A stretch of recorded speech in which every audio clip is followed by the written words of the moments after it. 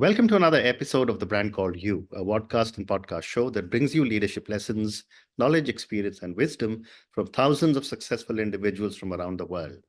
I'm your host, Ashutosh Garg, and today I'm delighted to welcome a very senior, respected, and accomplished professional from Bangalore, India, Professor Sangeetha Menon. Sangeetha, welcome to the show. Thank you. Professor Menon is a professor of consciousness studies at the National Institute of Advanced Studies. She's the Dean of School of Humanities and a professor and head of consciousness studies of the program, and she's an author of several books. So, Sangeetha, before we start about consciousness, tell me about your own journey in brief. All right. To me, that itself is a very deeply philosophical question to talk about journey as a process. Right. But then I wouldn't go into the more ethereal aspects of the journey, but maybe keep it as a more of a road journey. So I got interested in consciousness coming from a background of biology. And my favorite thinker was Darwin, who not only worked on evolutionary processes, but also on emotions and facial expressions. And some of these works of Darwin were not known. And another interest which motivated me to ask different questions is genetics. And when we studied cytogenetics, there were a few questions which I feel today are being asked in very open manner. But in the days when I took the courses and the degree, they were not very prominent as a part of a discussion. To me, biology is something which is the basis of my thinking. Okay. And that also, I think, led me to think in a more rational manner, but not in any way labeling ideas, but I feel using structures of reasoning is very important even when we are dealing with a topic like consciousness.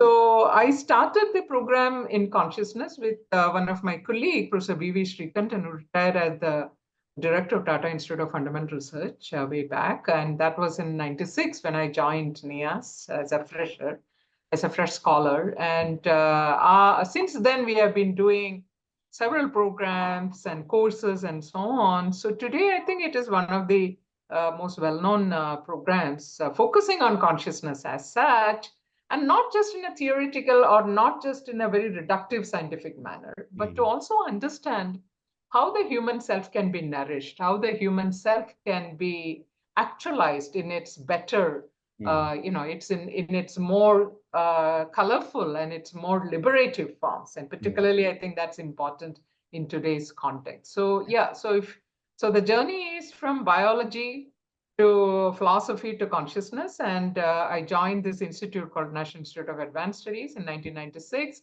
which gave me a huge, background to meet with people from around the world, to discuss questions which otherwise may not be possible. So maybe I should halt the description of my journey. Fascinating. No, this is fascinating. But Yeah. for my viewers and listeners, let me ask you a very basic question.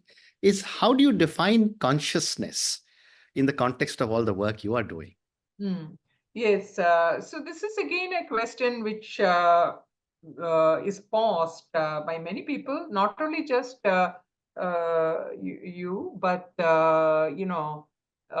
even a researcher in the field, because this is such a fundamental problem itself, which is defining consciousness. Right. And people sometimes miss that without a definition of consciousness in front, you cannot build on it, because it is so multi-perspectival, so different in its way of understanding. Right. So how do I define consciousness? To me, consciousness is something which is not cognitive, but it is a metacognitive aspect.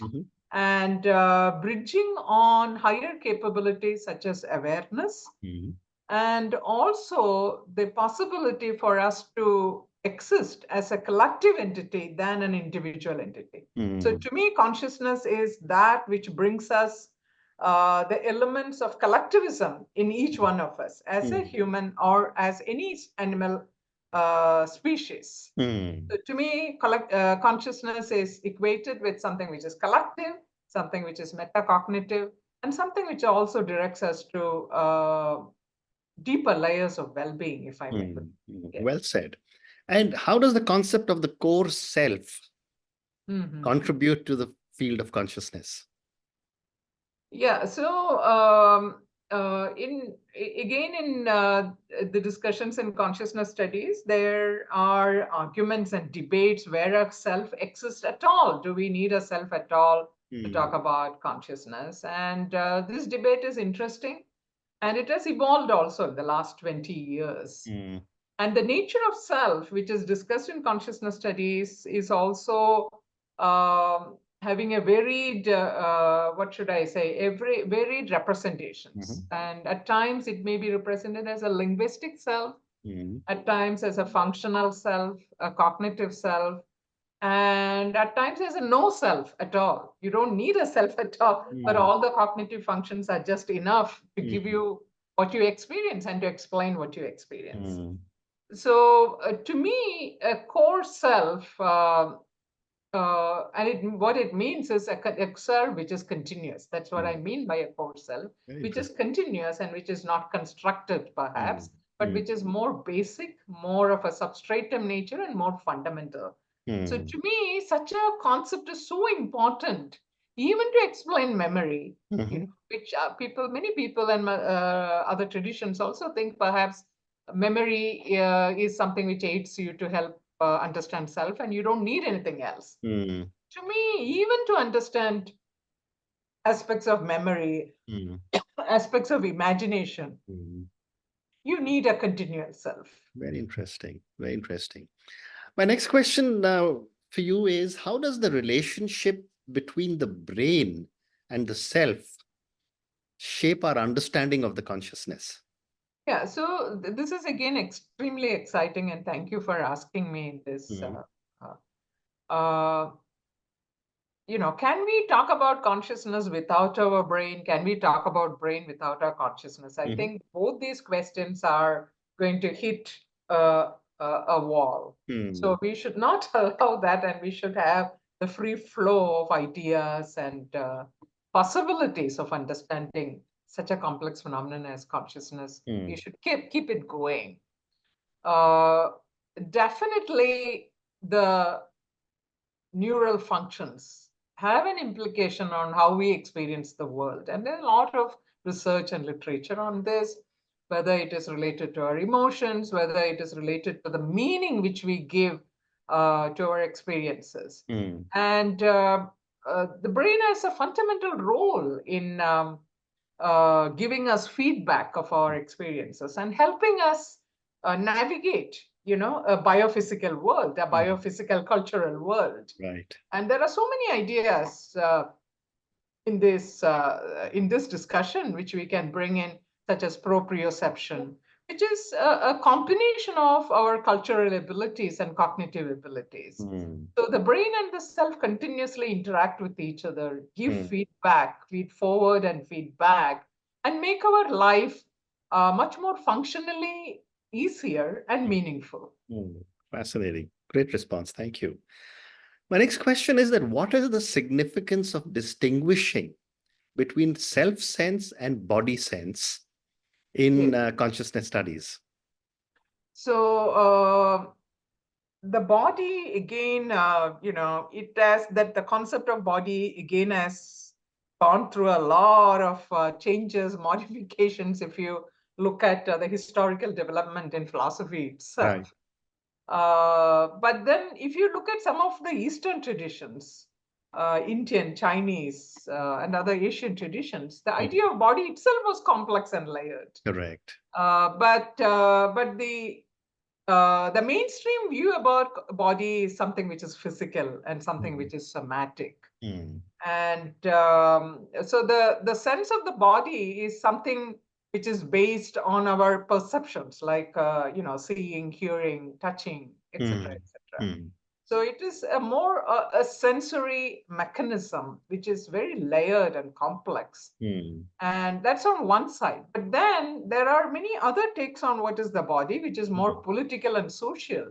The body itself is a political entity, or it's a social entity, definitely a cultural entity, because whatever we make sense in our life comes through our body. And so the body is not just a biological entity, but it is also a socio-cultural political entity. And this is a view which has developed over a period of time, and which is one of the dominant view in today, and even in feminist studies and other discussions. So the relation between the body sense and the self is that the self needs a body to be rich in its expressions, and the body needs an anchor towards defining itself and towards adjusting itself. So I would say that again, this is something which is correlated, and there are very layered ways in which we can discuss, and this discussion can go on and on. Very, very fascinating. And therefore, let me ask you another layer. What is the role of our emotions in shaping our consciousness? We've just spoken about self-sense and body sense, but now there's an emotion as well. Yes. Again, emotion is one of the psychological aspect of our self as a phenomenon, as a socio-psychological phenomenon. And there are a lot of discussions on emotions itself.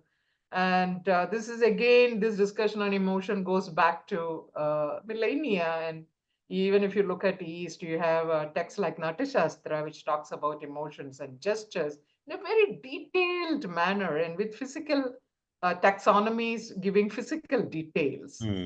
And when it comes to more the recent time, the discussion on emotions have gone to discussing about basic emotions, micro expressions, which again are important in other fields like forensic studies, understanding the human mind in various disciplines.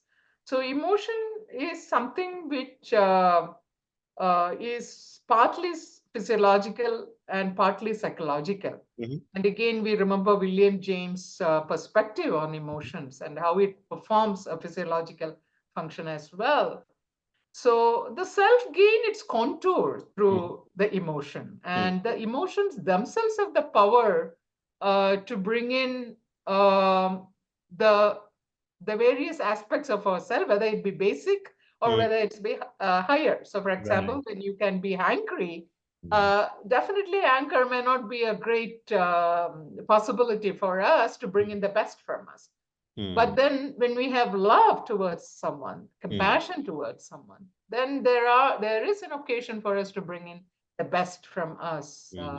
So emotions also are the conveyors of the self sense and its possibilities. So it's very important how we use these emotions. Are we in charge of emotion? Or let me say, are we aware of the emotions? So because by being aware of the emotions, we can correlate them and base them more on ourselves. Very well Which is said. And fundamental. you're so right. I mean, if we are able to understand and appreciate our emotions, we'll be able to manage them that much better. Very strong statement. Thank you. My next question is on the relationship between consciousness and psychological well-being. And I'd love to get your perspective. Yeah, so well-being is something which people are now talking about in a very serious manner, and we see, various diseases, new diseases coming, and various other forces of nature which perhaps are not conducive to human sustenance over a longer period of time, not only human, any species sustenance, such as climate change. So well-being from that perspective is something which gives us a direction in towards collective health. So psychological well-being or subjective well-being is a possibility for us to make sure that we are related with the environment which is near us and which surrounds us. So and such a state of well-being is is also happening in an interactive space. It cannot be just a soliloquy or just a personal pursuit. Right. So the various aspects of well-being, such as psychological well-being, subjective well-being, demands that we expand our environment, and whether it be psychological environment or the environment which we live. Hmm. So again, it brings back to us the question of how centered are we on the self. Hmm. And so because we have to bring in well-being in the context of ourself, Right. in the context of a healthy self. Hmm. Hmm. Yeah, that's Well the. said. Well said. My next question is on culture. Mhm. And, we in India live in a very diverse, culturally diverse country. Mhm. How does culture influence our understanding of consciousness? Yeah, I mean, so culture constitutes many aspects. So culture constitutes communities, languages, and also the ways in which we acquire knowledge. Hmm. So culture is something which is collective again, and it changes also. And there are cultures. So I mean, the culture is such a pluralistic entity that we Hmm. can't even just say talk about Indian culture, for example. Indian culture has so many other cultures Yeah. within it. So culture is something which is a representative of plurality, Hmm. diversity, and the variety of human existence. Hmm. So once we try to understand consciousness Hmm. in the context of culture, we are also alerted by the reminder that Hmm. consciousness has to be placed in a multipolar, in a multicultural world, and Hmm. not just a particular world. Hmm. So, which means it cannot be a reductionist approach to consciousness. It Hmm. has to take in the context of cultures, and this Right. makes consciousness studies extremely difficult Mhm. and complex as well. So because cultures differ in so many ways. Right. So how do we understand our self and our experiences in the context of those cultures? Hmm. Maybe that is the beauty of consciousness, that we don't have to reduce it into one particular entity, but then we can understand consciousness in a multipolar world, in a pluralistic world. Hmm.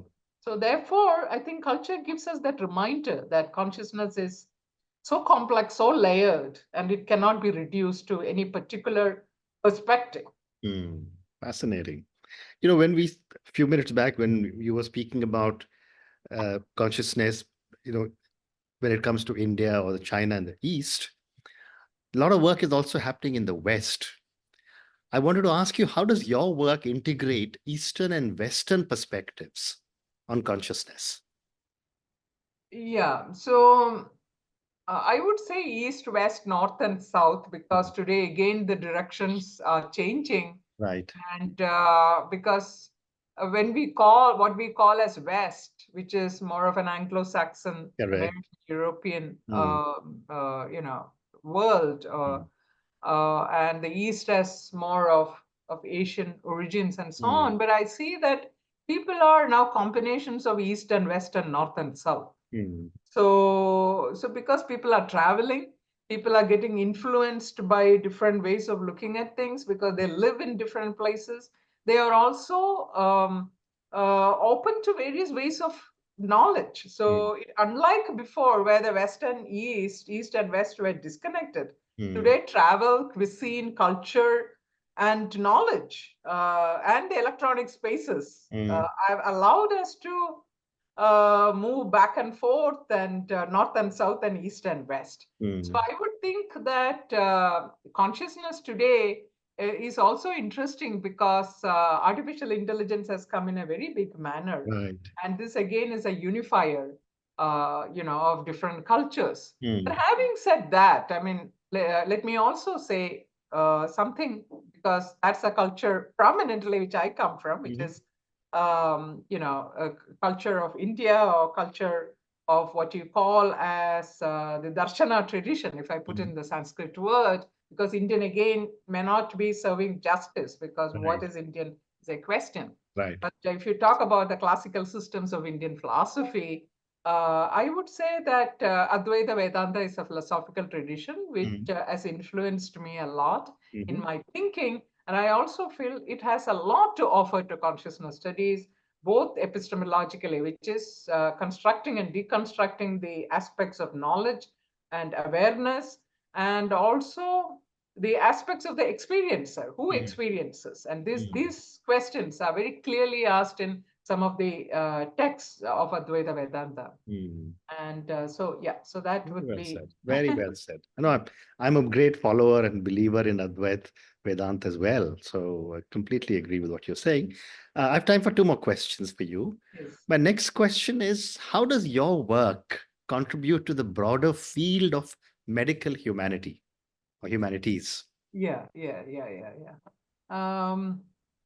Well, again, I feel yeah, I have come to medical humanities in the last 4 or 5 years. And this is, I would say that it's a natural progression for me as a philosopher, as a psychologist, as an artist. And because finally, the goal of philosophy, psychology, and art is to heal oneself and to heal others and create a space for healing. And I feel humanities and liberal arts are, they exist for providing healing to everyone. And healing is not just the absence of a disease or curing from a disease. Healing is a positive experience where we can coexist, we can collaborate, we can contribute together, we can participate together. And so, to me, health humanities is something which is so important in today's world. Unfortunately, at least some parts of the world or several parts of the world, we see that ridden by violence, mindless violence, and mindless desire for occupation, right? So these questions cannot be answered or resolved, perhaps, I don't know, in maybe several years, I because agree. these political struggles will continue. So it Absolutely. is in this context, medical humanities comes as a redeemer, that literature, philosophy, psychology, and art can provide you a different perspective of yourself, of the world you live in. Correct. And so it gives you a succor, it gives you an anchor to hold on and to see a different world, which perhaps may be a fantasy, but it doesn't matter. But we can imagine and hope for it. So health humanities is not just about health in a literal sense, but it is about bringing in the best from us in a very collective and participative manner. Well said. Well said. And my last question to you, someone who ha- has done so much work in the area of consciousness, how do you, Professor Menon, see the future of consciousness studies evolving? Yes, this is again, I think, an extremely important uh, question. Um, the history of consciousness studies itself may not be, more than 50 years. Though, when Vilayanu Ramachandran published his book, Phantoms in the Brain, that was a really fascinating work because he brought in medical documentation in a narrative form.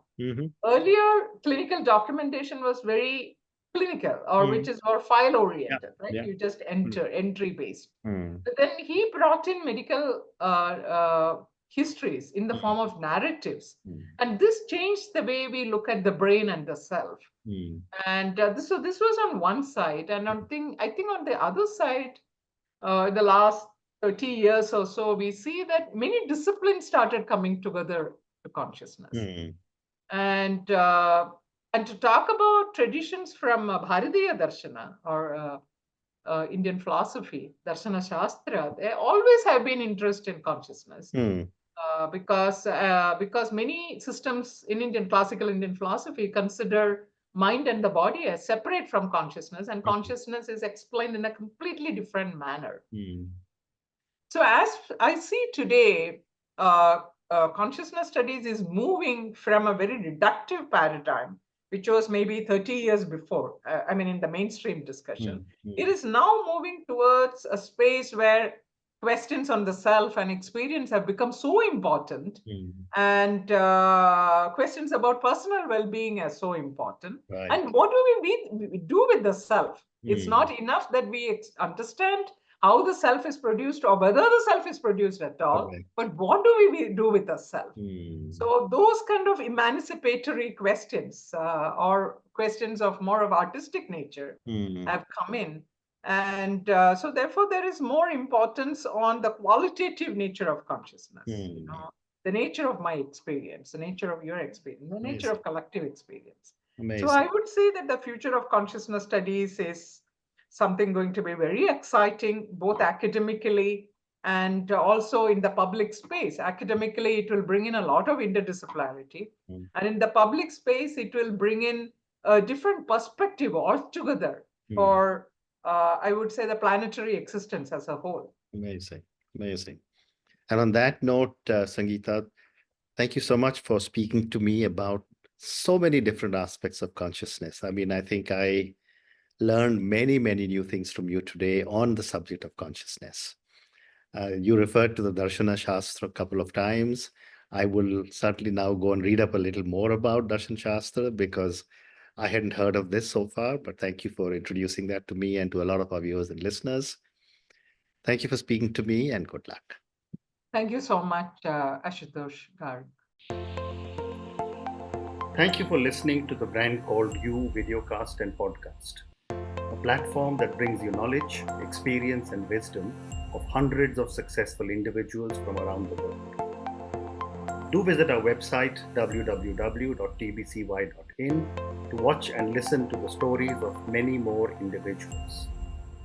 You can also follow us on YouTube, Facebook, Instagram, and Twitter. Just search for the Brand Called You.